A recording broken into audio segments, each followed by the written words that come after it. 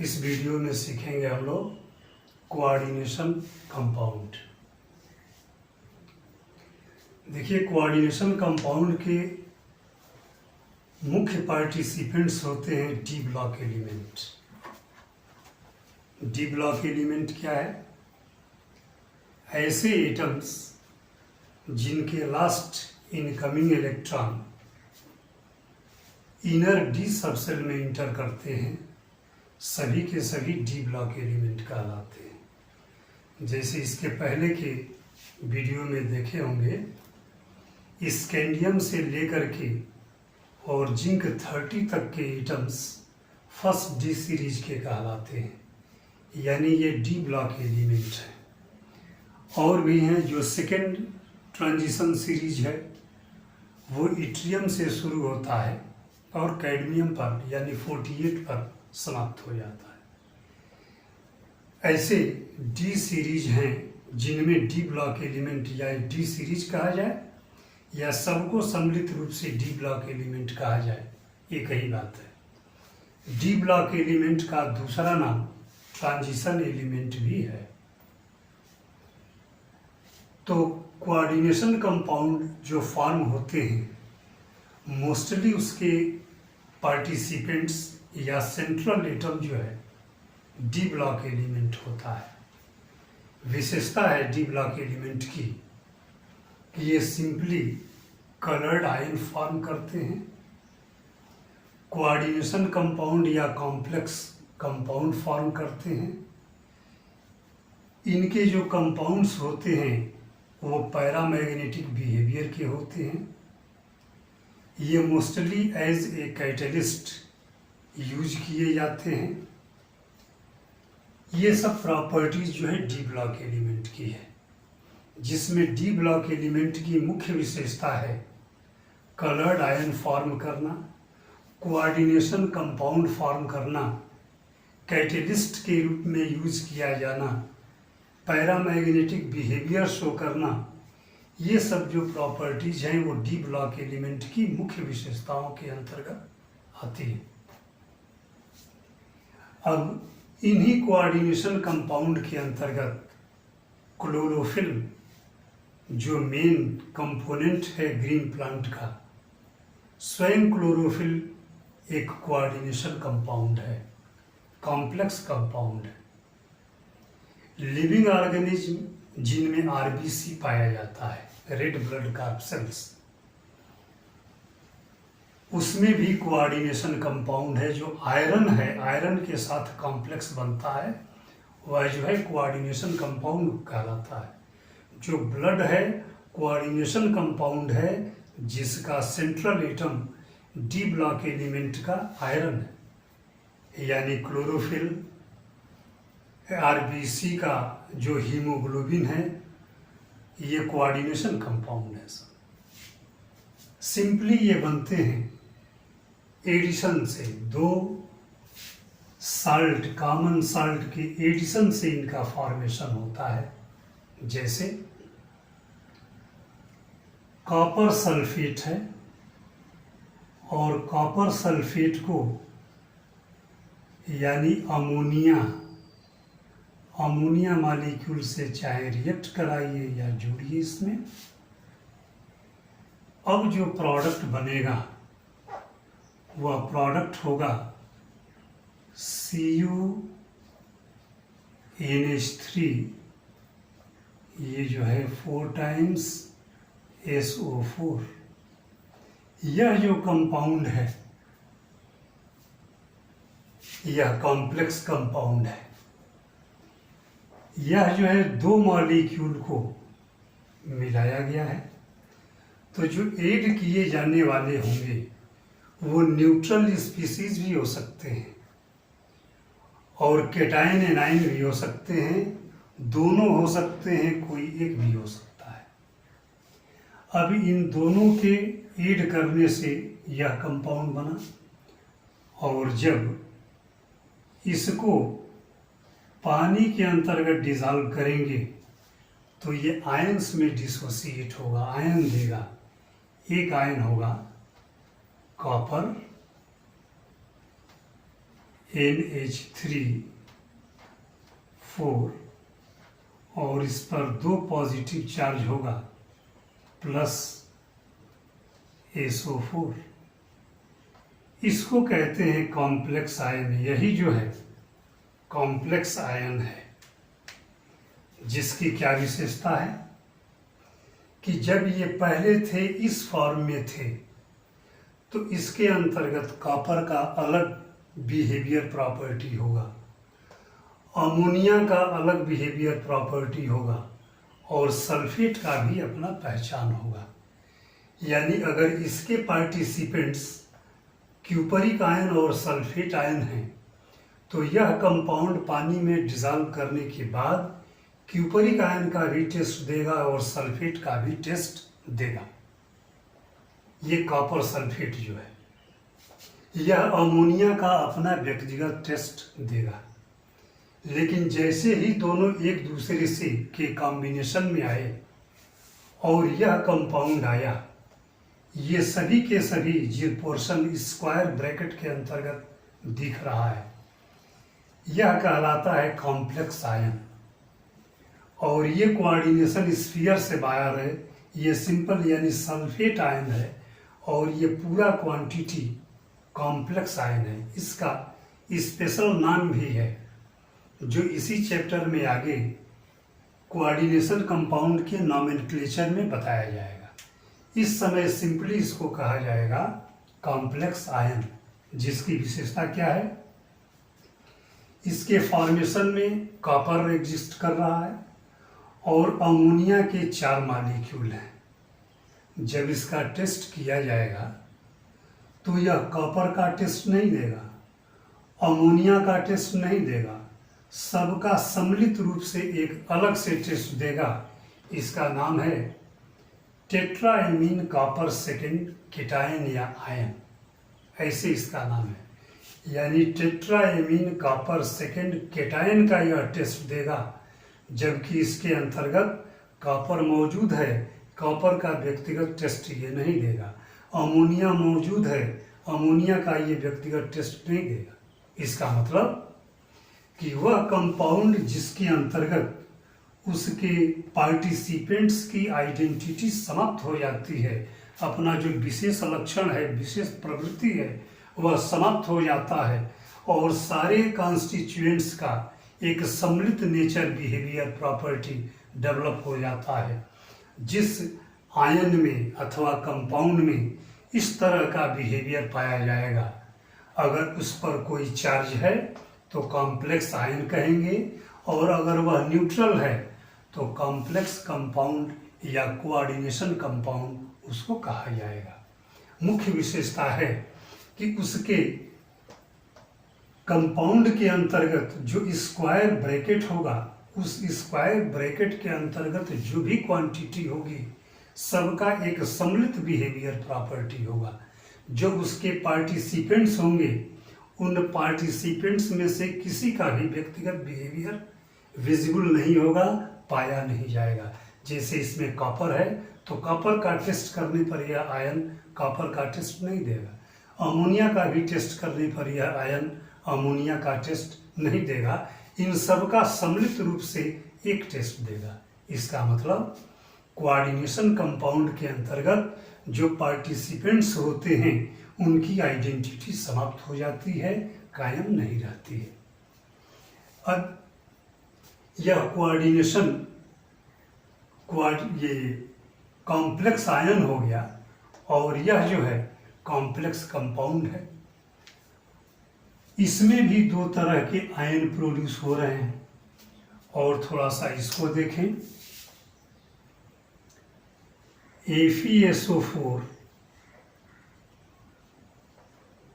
NH4 twice SO4 6H2O equal to ferrous sulfate FeSO4 8H4 twice SO4 6H2O। इस compound का नाम है ferrous ammonium sulphate या मुहर साल्ट, ये अलग अलग है सर। ये फेरस सल्फेट है, ये अमोनियम सल्फेट है, ये H2O है। इन दोनों का एक्वस सॉल्यूशन बना करके और फिर उस एक्वस सॉल्यूशन का क्रिस्टलाइजेशन करने पर यह चीज़ जो है बनेगा। अब जो मुहर साल्ट है इसके पार्टिसिपेंट्स हैं ferrous ion, sulphate ion, ammonium ion, water molecule, इसके पार्टिसिपेंट्स हुए। जो ये प्रोडक्ट है मुहर साल्ट, इसमें फेरस का, सल्फेट का, अमोनियम का अगर टेस्ट करेंगे तो ये अपना व्यक्तिगत टेस्ट प्रोवाइड करेंगे, देंगे। जैसे इसको आयोनाइज अगर किया जाए तो आयोनाइजेशन पर फेरस आयन मिलेगा, एक यहाँ पर है, प्लस सल्फेट आयन मिलेगा। सल्फेट आयन यहाँ से एक और यहाँ से एक, यानी 2 सल्फेट आयन हो जाएंगे, और प्लस 2 यहाँ से अमोनियम आयन हो जाएंगे। तो NH4 होल ट्वाइस, या यही तो कर दीजिए, और प्लस 6H2O, यानी जब इसको पानी में डिज़ोल्व करेंगे तो फेरस आयन का, सल्फेट आयन का और अमोनियम आयन का टेस्ट देगा। यानी जितने इसके पार्टिसिपेंट्स हैं सबका टेस्ट इसके अंतर्गत मिलेगा। लेकिन यहाँ पर अभी आपने देखा कि जो पार्टिसिपेंट्स हैं वो अपना टेस्ट दे नहीं रहे हैं, सबका एक कॉमन टेस्ट है। तो जिस कंपाउंड के अंतर्गत जैसे ये है, पार्टिसिपेंट्स अपना पहचान बनाए रहते हैं, उनका टेस्ट फिक्स रहता है, कंफर्म रहता है, आता है, उस कंपाउंड को हम लोग कहते हैं डबल साल्ट। यह जो है डबल साल्ट है। क्यों डबल है? इसलिए कि इसके अंतर्गत जो इसके पार्टिसिपेंट्स आयंस हैं, इन सबका पहचान कायम है। अगर इसमें इस फेरस का, सल्फेट का, अमोनियम का टेस्ट किया जाए तो ये टेस्ट देंगे, इसलिए कि ये आयंस एक्वस सॉल्यूशन में मौजूद रहते हैं। जैसे ही उसका एप्रोप्रिएट रिएजेंट मिलाया जाएगा, तुरंत उसका एप्रोप्रिएट प्रेसिपिटेट जो है प्रोवाइड कर देते हैं। यानी डबल साल्ट के जो कंपोनेंट्स हैं वह अपना पहचान कंपाउंड में या एक्वस सॉल्यूशन में बनाए रखते हैं, जबकि कोऑर्डिनेशन कंपाउंड में ऐसा नहीं है। ये अपना पहचान खो देते हैं। जो पार्टिसिपेंट्स हैं वो पहचान खोएंगे और सारे पार्टिसिपेंट्स का एक ओवरऑल प्रॉपर्टी डेवलप कर जाएगा। यह विशेषता होती है कोऑर्डिनेशन कंपाउंड की। अगर उस स्पीसीज पर पॉजिटिव चार्ज है तो वह कॉम्प्लेक्स आयन कहलाएगा, और न्यूट्रल है तो कोऑर्डिनेशन कंपाउंड या कॉम्प्लेक्स कंपाउंड कहलाएगा। थोड़ा एक रहस्यमय बात इसमें है, जो स्ट्रक्चर के अंतर्गत मौजूद है, विजिबल नहीं है, थोड़ा उसको देखें। जो ये कॉम्प्लेक्स आयन है, ये इसकी मुख्य विशेषता है कि इसका एक सेंट्रल एटम होगा, और सेंट्रल एटम मोस्टली जो है डी ब्लॉक का मेंबर होता है। जैसे कॉपर है, इस कॉम्प्लेक्स का सेंट्रल एटम है, और ये जो 4NH3 दिखाए गए हैं, ये 4 अमोनिया मॉलिक्यूल सेंट्रल एटम को लोन पेयर इलेक्ट्रॉन प्रोवाइड करेंगे। सिंपली इसका स्ट्रक्चर जो है ऐसे होगा, और इस पूरे स्पीसीज पर 2 पॉजिटिव चार्ज होगा, या 2 पॉजिटिव चार्ज हो गया। यह जो है कॉम्प्लेक्स आयन है। और ये जो स्पीसीज है, अथवा यहाँ सल्फेट है, सल्फेट में भी कोऑर्डिनेट लिंकेज है। ये ऑक्सीजन है, यह भी ऑक्सीजन है, और ये भी ऑक्सीजन है, ये भी ऑक्सीजन है, और इस पूरे पर 2 नेगेटिव चार्ज है। ये जो एरो दिखाई दे रहा है यही कोऑर्डिनेट लिंकेज है। इस आयन के अंतर्गत ये 2 कोऑर्डिनेट लिंकेज हैं। इस आयन में ये दोनों नहीं, चारों कोऑर्डिनेट लिंकेज हैं। तो कोऑर्डिनेट लिंकेज इसमें भी है और कोऑर्डिनेट लिंकेज इसमें भी है, लेकिन इस आयन को कॉम्प्लेक्स आयन कह रहे हैं, इस आयन को कॉम्प्लेक्स आयन नहीं कह रहे हैं। ऐसा क्यों? देखिए, जब यही डिफरेंस क्लियर हो जाएगा तो जनरल कंपाउंड और कोऑर्डिनेशन कंपाउंड का डेफिनेशन जो है क्लियर हो जाएगा, पहचान क्लियर हो जाएगा। इसमें देखें तो ये एरो का हेड जिधर पॉइंट करता है वह species lone pair electron receiver होता है, यानी यह ऑक्सीजन लोन पेयर इलेक्ट्रॉन लिए हुए है। जिस एटम के तरफ एरो का टेल पॉइंट करता है वह लोन पेयर इलेक्ट्रॉन डोनर होता है, यानी इसमें सल्फर जो है लोन पेयर इलेक्ट्रॉन डोनर है। सल्फर पेयर्ड इलेक्ट्रॉन प्रोवाइड किया है इस ऑक्सीजन को भी, और यही सल्फर पेयर्ड इलेक्ट्रॉन प्रोवाइड किया है इस वाले ऑक्सीजन को भी। इसमें भी कोऑर्डिनेट लिंकेज है और यहाँ पर भी। फिर भी इसके बावजूद भी यह कोऑर्डिनेशन या कॉम्प्लेक्स आयन है और ये सिंपल आयन है। इसका वजह ये है कि इसमें सल्फर स्वभाव से नॉन मेटल है और ऑक्सीजन भी स्वभाव से नॉन मेटल है। वही परिस्थिति यहाँ भी है, यानी लोन पेयर इलेक्ट्रॉन डोनेशन का काम नॉन मेटल देख कर रहा है और उसको रिसीव करने का काम भी नॉन मेटल कर रहा है। यहाँ परिस्थिति वैसा नहीं है। नाइट्रोजन जो कि नॉन मेटल है और कॉपर स्वभाव से मेटालिक बिहेवियर का है, यानी लोन पेयर इलेक्ट्रॉन देने का काम नॉन मेटल जो कि नाइट्रोजन है और लोन पेयर इलेक्ट्रॉन रिसेप्शन का काम कॉपर कर रहा है जो कि मेटल है। यानी कोवैलेंट बॉन्ड या कोऑर्डिनेशन कंपाउंड में जो लोन पेयर इलेक्ट्रॉन होता है वह नॉन मेटल देने वाला होता है और जो उसका सेंट्रल मेटल एटम होता है वह लोन पेयर इलेक्ट्रॉन को रिसीव करता है। यानी रिसीवर जो है मेटालिक बिहेवियर का है और इलेक्ट्रॉन देने वाला जो है नॉन मेटालिक बिहेवियर का है। अब तक जो बॉन्डिंग का प्रोसेस पढ़े हैं उसमें यही पढ़े हैं कि कंपाउंड या बॉन्ड के फॉर्मेशन में मेटालिक बिहेवियर वाले जो स्पीसीज यानी मेटल होते हैं वो इलेक्ट्रॉन देने वाले होते हैं, नॉन मेटल जो होते हैं वो इलेक्ट्रॉन लेने वाले होते हैं।